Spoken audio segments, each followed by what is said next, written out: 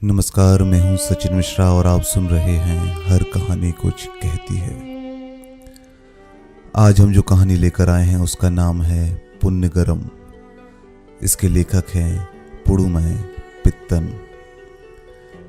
ये एक तमिल कहानी है जिसका हिंदी अनुवाद आज हम लेकर आए हैं। क्या आपने कभी हमारे सुनहरे शहर के बारे में सुना है?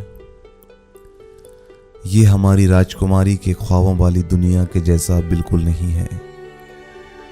लोग पुराने नियम कायदे परंपराओं की बातें करते होंगे। हो सकता है उन्हीं पैमानों पर खुद को कसकर आप अपने आप को भी तसल्ली दे लें।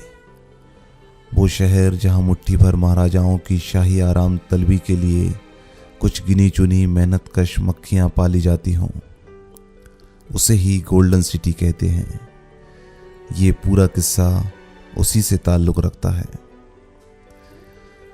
रेलवे लाइन के बगल में एक सकरा रास्ता ताड़ी या शराब की दुकान के लिए जाता है। आप इसको पतली सड़क माने तो माने, हमारे लिए तो यही मेन रोड है। ये बस इतनी ही चौड़ी है कि यहाँ चार लोग एक दूसरे का हाथ पकड़कर एक साथ चल सकते हैं, वो भी तब जब सामने से कोई ना आ रहा हो। हमारी इस मेन रोड से कई गलियां और पगडंडियां भी निकलती हैं। उनमें घुस जाएं तो यूं लगता है मानो खरगोश के बाड़े में रहने आ गए हों। अगर आप इस खूबसूरत मंजर को जी भरकर निहारना चाहते हैं और कभी आप बरसात के दिनों में बरसती बूंदों के बीच वहां जाने का मन हो रहा हो, तो देखिए, नज़ारा ऐसा होगा कि आप बस देखते रहेंगे। चारों ओर कीचड़ और गंदे पानी से भरे गड्ढे दिखेंगे। सड़क के किनारे आपको नगर निगम की करतूतों की गंगा बहती हुई दिखेगी। बल्कि यूं कहिए, इतनी गंदी और काली है, मुझे इसे कालिंदी यानी यमुना नदी कहना चाहिए। इसके साथ साथ तार की एक बाड़ लगी होती है। बस थोड़ा सा और आगे बढ़े तो रेलवे लाइन भी है।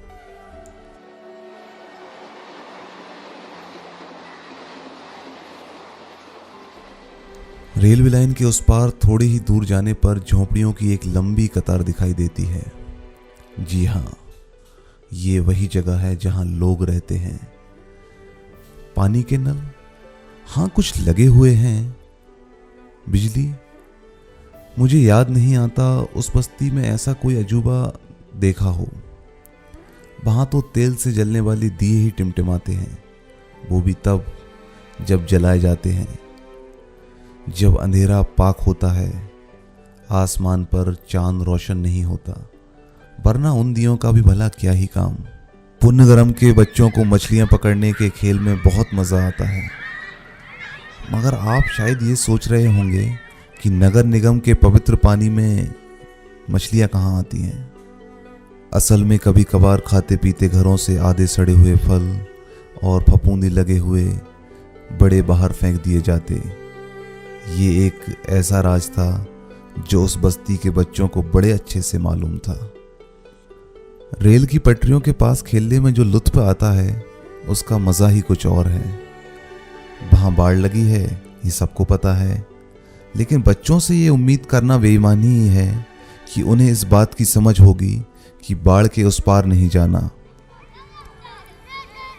और यदि बच्चे बाढ़ के उस पार चले जाते हैं तो माँ बाप ये कहकर खुद को तसल्ली दे लेते हैं, चलो उन पर कुछ बोझ तो कम हुआ। क्या आपको लगता है कि ये बच्चे ग्लेक्सो या मेलिन जैसी कंपनियों के प्रोडक्ट पर पलते होंगे, जिससे वो इतने मोटे हो जाते हों कि उनके लिए खुद को तारों के बीच से निकाल पाना नामुमकिन हो जाता हो?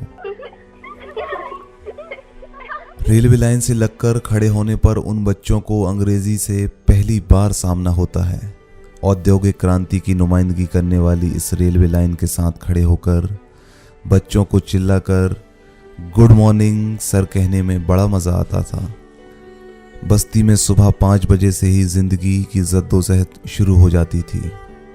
औरतें अपने रोजमर्रा के काम के लिए निकल पड़ती थी। ताड़ी की गाड़ियां गलियों में चल पड़ती थी। औरतें पानी ढोने लगती थीं। औरतों के लिए पानी भरने का काम महाभारत के युद्ध से कम ना था। उस बस्ती की स्त्रियों के बाल बड़ी ही कम उम्र में भूरे पड़ जाते थे, क्योंकि उनके बाल में कपास के टुकड़े भरे रहते थे। उनकी आंखें हमेशा मुंदी मुंदी सी रहती हैं। आप ही सोचिए, अगर कोई घंटों तक किसी डोलती हुई चीज पर नजरें गड़ाए रहेगा तो क्या होगा? क्या उसे ठीक से दिखाई देगा? आंखें कोई लोहे की तो बनी नहीं होती। सेहत, ये किस बिला का नाम है? इस बस्ती में ये कहां मिलती है?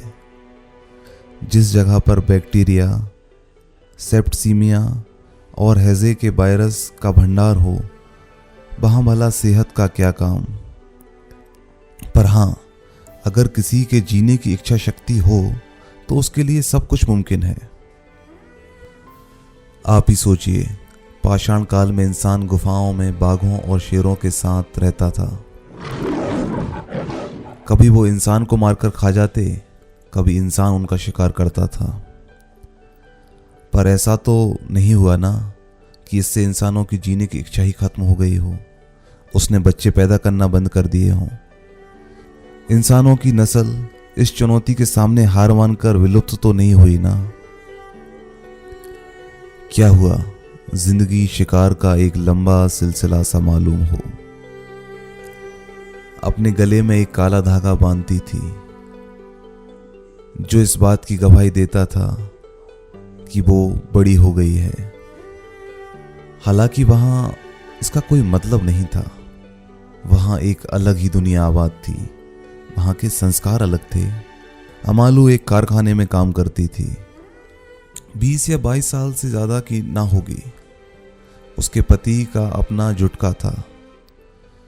जुटका असल में एक घोड़ा गाड़ी होती है, एक तरह का ठेला जिसे एक आदमी खींचता है। अमालू के परिवार में कुल 5 सदस्य थे। उसका पति मुर्गेसन, उसकी सास, उसका देवर और मुर्गेसन का घोड़ा।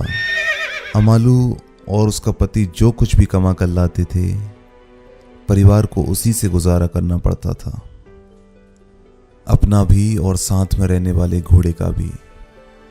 घर का किराया देना पड़ता था, पुलिस को रिश्वत देनी पड़ती थी।